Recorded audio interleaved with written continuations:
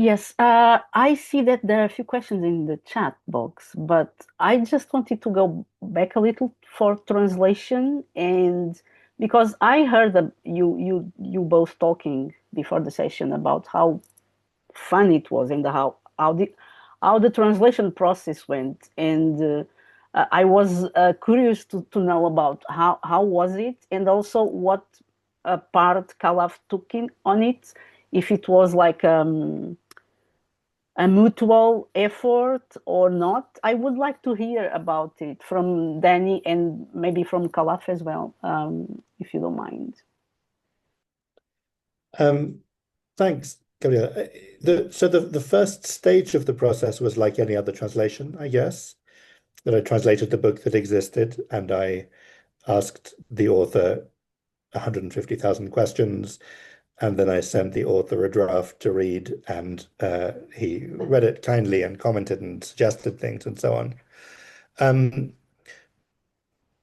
but there was then a stage which came after that, which was the stage which involved much more sort of interesting intervention from an editorial point of view, which was led by a great editor who acquired the book at Faber, Alexa Hirschberg, who um, loved the book, but could see things that she thought would ways in which it would benefit from some changes.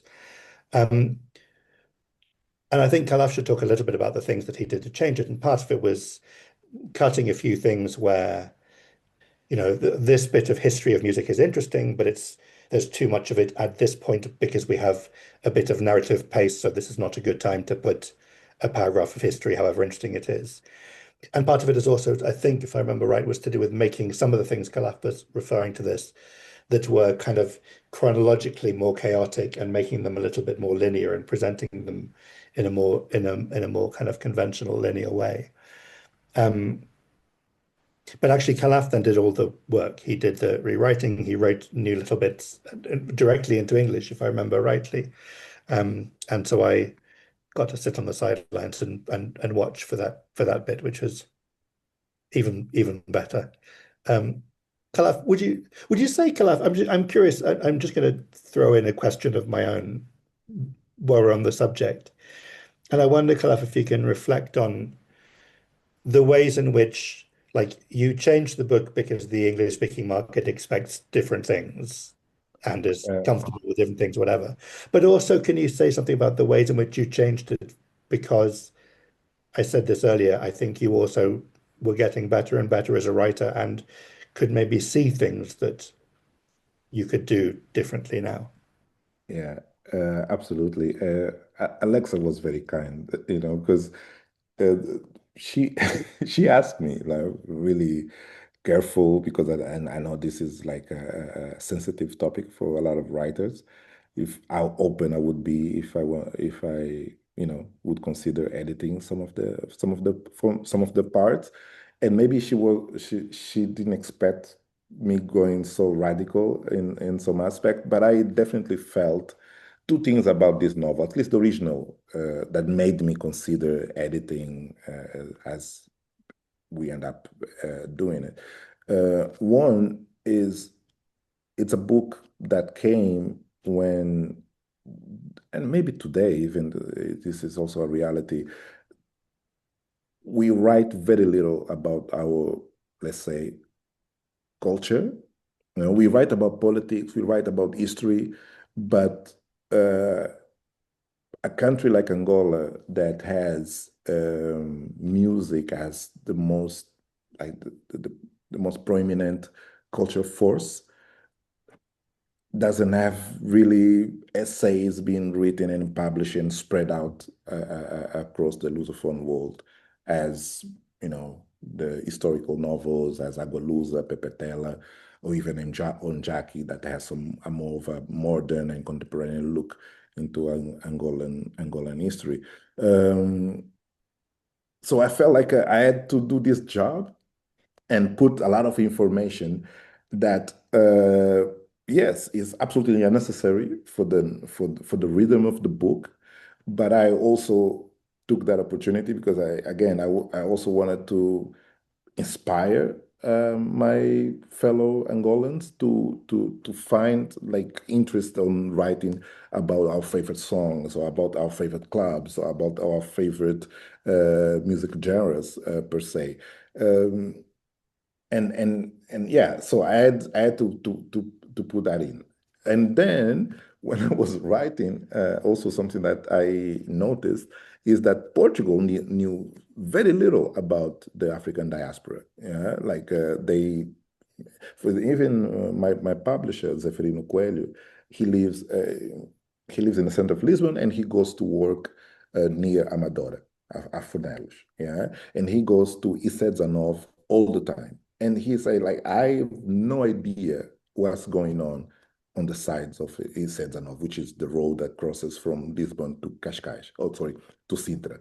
Um, so when I was writing, I had this tendency of having and putting more context, not only for myself and my community, but also for the Portuguese audience that had no clue how Kizomba came about and what was the tipping points that made this genre become as popular as it became in Portugal.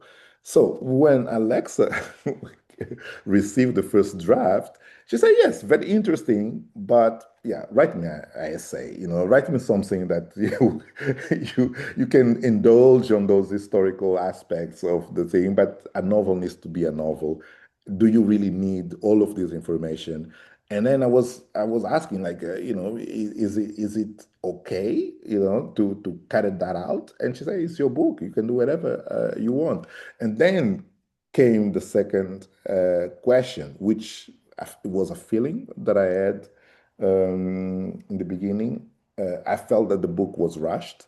I could use another 4 or 5 months of editing on the first edition. So then of course, it was just an opportunity for me just to, okay, let me fix things that are not so clear, especially between the first part and the second part. That was for me the biggest challenge to define more clearly, the Sophia narration and Kalaf, my narration, and I have a more of a distinguished tone there. And Nini, about the rhythm, I have to say, yeah, maybe I did it, but Daniel was also like a master. Like he absolutely find ways to highlight and even like for example like we cut a lot of the songs, but the way he translated, for example, this quote from Bruno M, mine's is mine.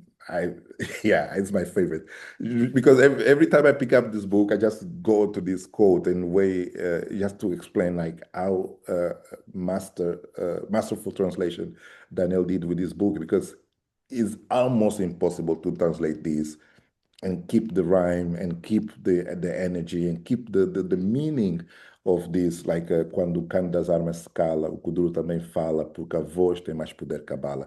This sums up so much about this topic that we were talking about, the politics. Che menino não fala política and all that, and also the history of that country of being founded by writers, and Bruno Eme just nailed it. And the way Daniel translated, it took us a while to come to this translation. Such a short lines, but yeah, it's. I have to say, praise to Daniel to make this book as it is. Of course, there's a lot of people that prefer the Portuguese version. I have to say that, Daniel. Don't worry. There are a lot of people that prefer the original, but me myself, I prefer the English translation because I think we worked a lot to like summarize and make it more cohesive in a lot of aspects. I think the thing that you mentioned, Nini, about the rhythm is also interesting, and it was something which came across in the translation, is figuring out what the rhythm of the three voices are, which are different from each other. They're all very musically kind of inflected rhythms, but they're not the same rhythm. But I will just say really quickly, um, because I am the sort of translator who does this. When I read the Bruno M quote at the beginning of the reading, at the beginning of the session, I read it slightly differently to what appeared in the book because I don't like it enough, and I'm still changing it. And I added a word. There was one word when I read it today that is not even in the paperback. Yeah. Yeah, work in progress. We're getting there. Event one day the book will be finished. Yeah, Yeah. I just wanted to say that yeah, I didn't want to not acknowledge the fact that the translator has a huge part to play in that rhythm. Of course, being an architect, I know that the Khan Award for Architecture, for example, doesn't take only the architect, but gives the award to the architect, the client, and the contractor or the builder, because it is a marriage of between these three. And so any translation is as good as the writer plus the translator. You really cannot extricate them. So thank you, Daniel. We've read your other book. It has been very popular as well in our book club.